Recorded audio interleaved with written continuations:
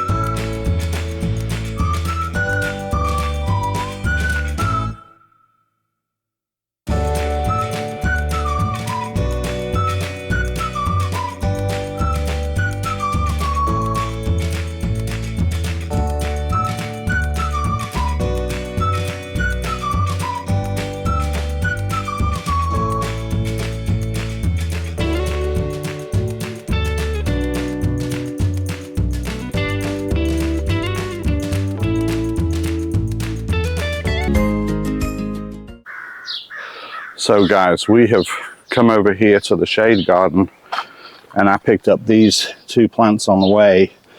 This is the coleus I grew from seed. This is a Picasso, and this is the velvet folia that is really dark in here.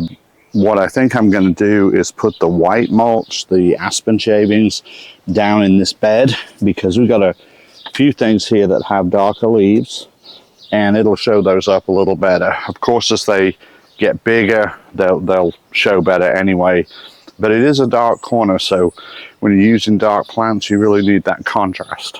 And the same issue in this bed, so we'll just go ahead and do the aspen mulch, and you'll see that on the next video. But I did want to show you how these hostas are just starting to come along. Also, some of you may remember this spider plant here, and it's just sending out all kinds of little babies here. Just a few weeds in this bed, so that's another good reason to get some mulch on there. And this is the start of the shade garden. These hostas and ferns are really doing very well. I'm quite pleased with the way this looks. But a little mulch wouldn't hurt, that's for sure. The clematis that I placed over here is actually, looks like it's going to make it, so that's good. I still haven't put my irrigation in here, and we've had so much rain recently, it's kind of slowed down the progress of doing the garden, and it's also been good from the standpoint of I haven't had to get here and rush to irrigate or to come out here and just spray with a hose every single day. So that's good. So let's move on and see what else we have. Now, this rose that you see in the picture is a miniature knockout. It does need to be deadheaded, and I will do that before the next video, but we still had a few buds on here that I wanted to let them go ahead and flower so we could enjoy those. This bed has not come back quite the way I thought it would this year. So we also have, as many of you probably recognize this, what looks like a very pretty wispy fern is actually a native plant throughout a lot of the United States called ragweed. Those of you who have bad allergies are very familiar with this one, because it will really make you allergic. You'll get to sneezing and coughing and eyes watering and all kinds of not fun stuff. I am not allergic to it, but it's going to have to come out. I'm going to have to cut all that down. And below that, you see down here at the front, this is bee balm. So it is actually related to the mint family. Can't really see it very well without me getting super close, but it does have that square stalk that's common to the mint family, and it produces some really pretty flowers little bit later in the year. They tend to come toward the end of June into July a little bit. But they're big attractants for the pollinators. So I like the bee balm. I mean, I would rather it spread in this bed than the ragweed for sure. So we'll look forward to that coming, but I'll cut all that ragweed out and give that a little more space. And I've probably got space to put something else in there too.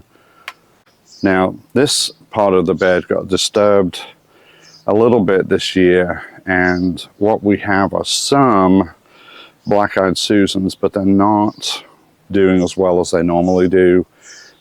Looks like we got some bugs eating on this, and I probably should spray it with some BT. But I may just see what happens. Some of it's coming through a bit stronger now.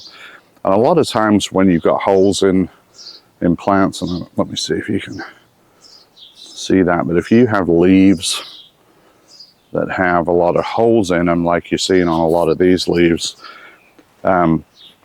once the temperature gets warm enough, and these are a heat-loving plant, these are black-eyed Susans, so they will grow fast enough that having a few bugs around doesn't make a big difference to them.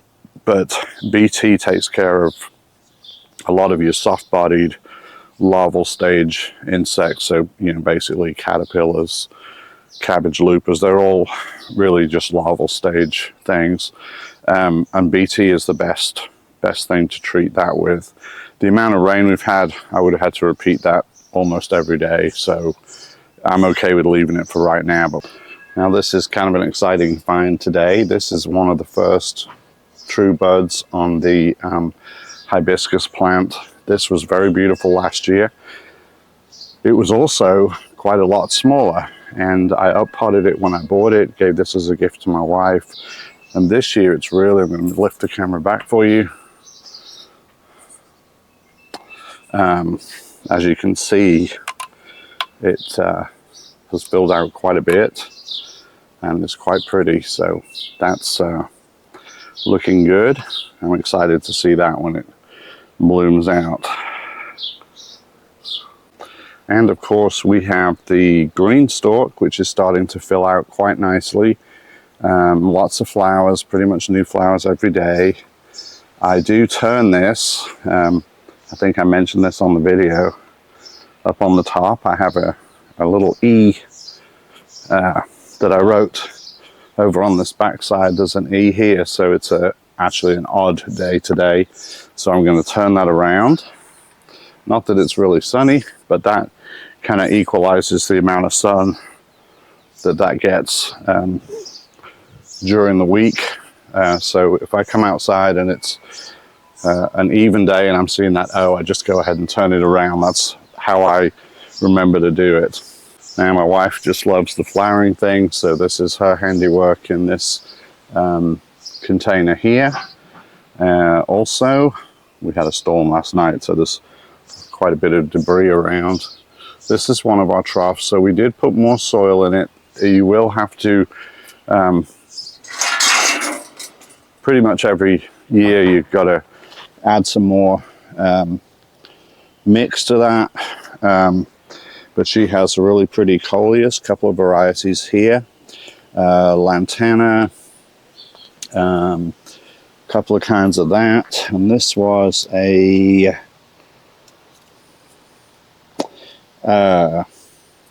celosia, that's right here, and that's very fiery looking. When the sun's on it, it looks really pretty. I like that one quite a lot.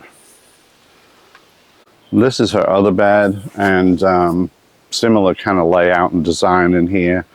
Again, with the dark foliage, you really need to either have another plant that contrasts that, or you need to put a lighter colored mulch on there.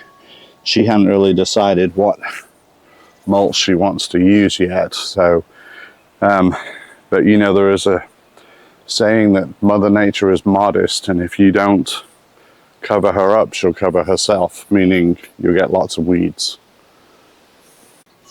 Now over here on the fence, this is kind of exciting to me. We have quite a few blackberries coming out. Still a few flowers. You know, blackberries in Arkansas typically will start to fruit in June. So we have quite a few coming. I don't really know what kind of pest pressure we will have, but I do have to say I saw a rat the other night not too far from this part of the fence, so I've taken some measures to control that. Unfortunately, there are rats where people live. There's going to be rats around, and sometimes you do have to, when you have a garden, you have to deal with that a little bit. So haven't really had a problem the last couple of years, but last year definitely none. This year I've just seen one, but he was kind of a big a big fat one, so I'm not very excited about those. I really don't like those at all, but we do sometimes have some issues with that in the garden. Well, this is kind of exciting. I put some cucumber seeds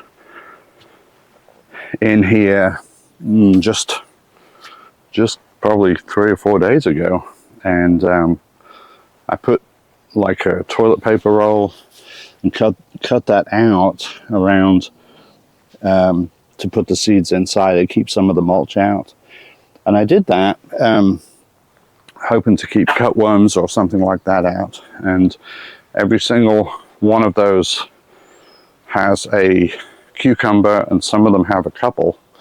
I think I put 3 seeds in each one, so good return on those. Those are the Monica variety, and those seeds are actually packaged for 2021, so even better. So far on the tub that I did a few videos back, I put, let's see, 1, 2, 3, I think 5 or 6 bare roots in this pot, and the only one so far, I haven't totally given up, but the only one so far is this begonia that's come up, and it's supposed to be a real pretty yellow. Yeah, here we go. Kind of get the idea. I don't know if you can see that, but kind of light colored petals, but a bright yellow in the middle. Let me see if I can zoom in on that for you. Since I didn't get a great result from all my bare roots, I only really got that one. I went ahead and put a little marigold in the front that I had extra. And, you know, if I have anything else flower-wise, any more of the coleus or something like that, I may put those in there. Now, again, for those who follow the channel, and especially if you join me on garden tours, this is Mexican petunia. It's a little bit deep in that pot, but I really kind of want to let that grow again. But I actually had that around the pond the first year, I say pond, my little ornamental garden. I had it in there and it did really well, and it supposedly does spread pretty easily, but I didn't really see anything last year. So those have come up over there, and a volunteer sunflower showed up in this pot. So the volunteers are definitely coming into their own this year. So this bed still needs more cleaning out, but right here what you're seeing is a sweet potato vine. And again, there's probably some small potato I didn't get under there, so it has come back, and I have grown a lot of slips for the sweet potatoes. So I'm going to do, last year I think I did 8 maybe, so I'll do 7 or 8 more slips along under the trellis there, and those I'll probably just go ahead and put in today because we've got overcast days the next couple days, I think. So those are good times to put things out. They've been sitting on the window ledge, but they're just slips right now, so I'll probably hard them off a little bit. But again, if you do it on where you know you've got a few days of overcast, you can often get away with that, especially with vining things. So this bed will get done, and I'll put my mulch in that. This hydrangea, which was just a cutting about 3 years ago, just is beautiful and looks super healthy. I love it. This time of year it always looks good like this. It'll get a little sadder looking later in the year, but for right now it's very pretty. It's quite eye-catching when you first come in the garden, so I like that. Now this is my first bed as you come into the garden on the left side, and what I have in here are my not hot peppers. What do I mean? Well, habaneros. So these are habanero taste, but no heat. 2 of those, and then I have a nardapino, which is a jalapeno tasting pepper with no heat. That one, it looks like it's struggling just a little bit, but it does look better than it did. I have a feeling the abundance of rain is stressing them all a little bit. Also went ahead and put marigolds in the front of the bed this year for my nightshades. So my peppers and tomatoes, I'm using marigolds, which I have kind of gotten away from using for a bit, but I'm back on those. But more importantly, I've got basil in all of these beds. Basil, in my opinion, is, if you had to pick one companion plant that helps tomatoes more than anything, it's basil. And my experience has been almost 100% obliterates seeing any tomato hornworms. I have not had really any problem with those, except for one area of the garden where I had a couple of pepper plants, and that's where they went, and there was no basil there. So I'm sold on that. I did chat with somebody on one of the forums this week, and she said it just doesn't work for her.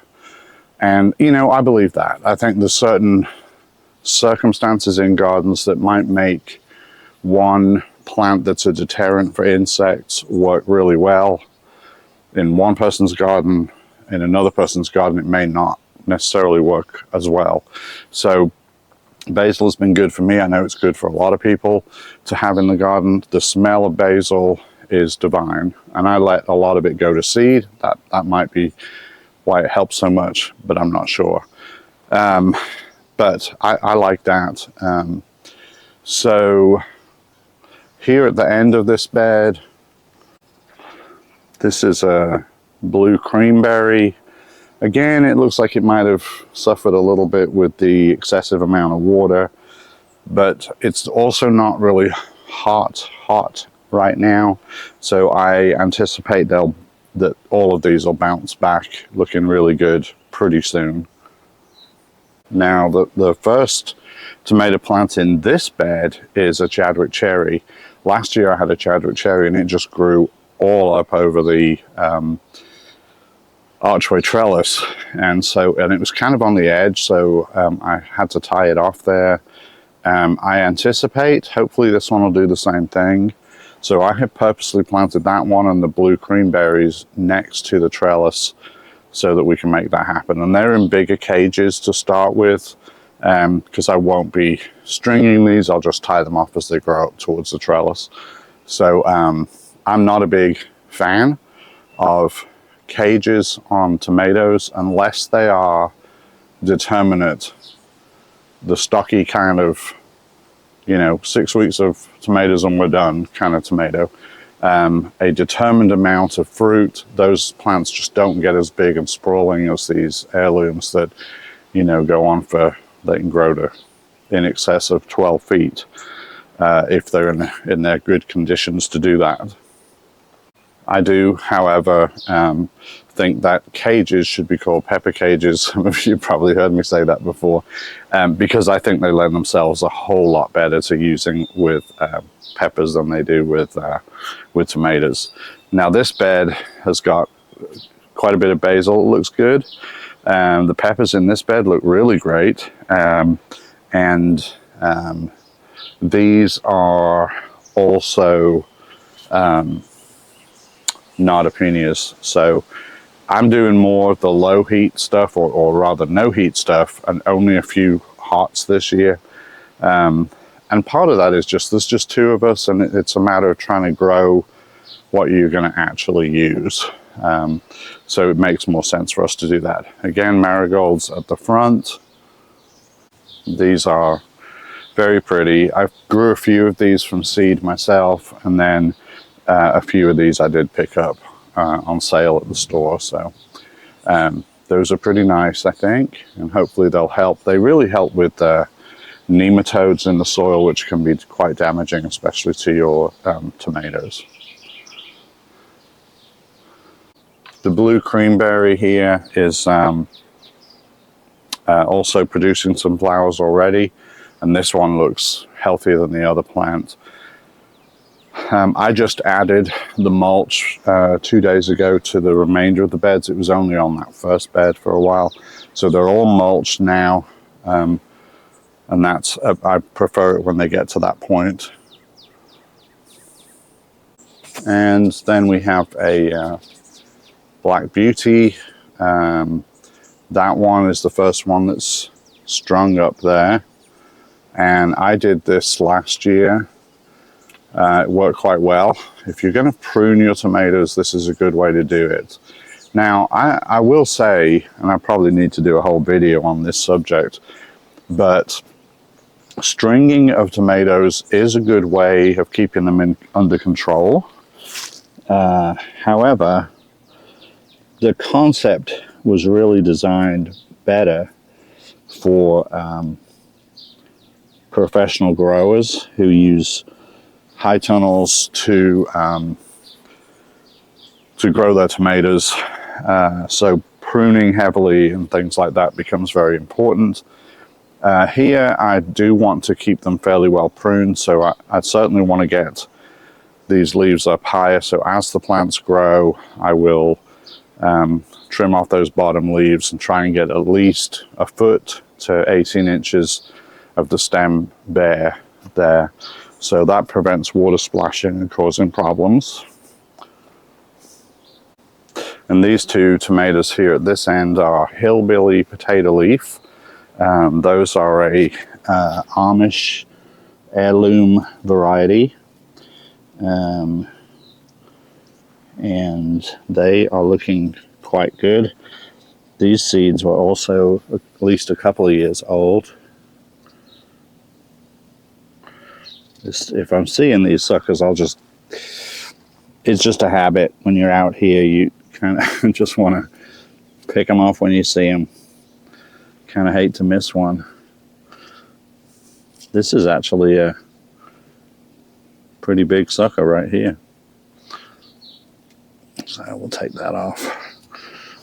There we go.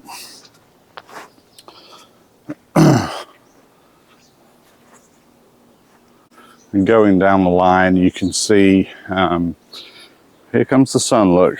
The potato leaf was there. This is Amish paste. And that's, you just go along and every day or two and just wrap that around the next part of the stem if they're growing fast, which they do. It's good to keep up with that. It looks okay. But those two are Amish paste. These two are Rutgers. Marigolds, basil, got all of that. I did want to show you one more thing that's in this bed.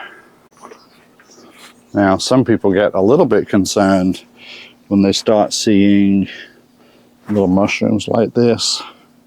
And in fact, recently I've seen a lot of videos and pictures that people put on of other types of fungus, like dog vomit fungus, which is like, it literally looks like a dog puked in your vegetable bed. But any kind of fungal life, like these little mushrooms, and I'm not good on mushrooms, I don't know what kind this is, but these tend to appear, and same with the dog vomit. 2 days later, no evidence it was ever there. So those are not a bad thing. In fact, they really speak to good soil quality if you're seeing those come up, and usually they're going to come up after a heavy rain. So don't be alarmed if you see mushrooms showing up. That's a good thing. So these are jalapenos. Have 3 of them in this bed. I'm very color coordinated here because I have red pepper cages on them. And these look really good. They're starting to really fill out and look healthy. As you can see, well, this one dropped the flower, but there are flower buds developing, and actually there's even some baby fruit developing here. And people have asked me a lot about, well, should I take that first flush of flowers off or not? And I've done both. I've let them just go ahead and produce early. Like this one over here, I can see from here like several, centimeter or slightly longer fruits, probably 4 or 5 on there. And this plant's still very small. I don't know that it really ultimately affects how many peppers you get. This variety is a larger one, so you can grow the Craig's Grande or the Jalapeno Gigantica, and you will get really big jalapenos, and they're really nice. They're great for doing poppers and the things that we like to do with them. And I don't know that they're any smaller because you let them go ahead and flower out and produce fruit early. I think the main key is, though, to make sure you have some good soil in there to start with, and just plan on some kind of feeding regime, some kind of regimen to make sure they get fertilizer. And you can, once you got your mulch on, you can still use a granular on top and sprinkle it around and let it just get rained in or watered in.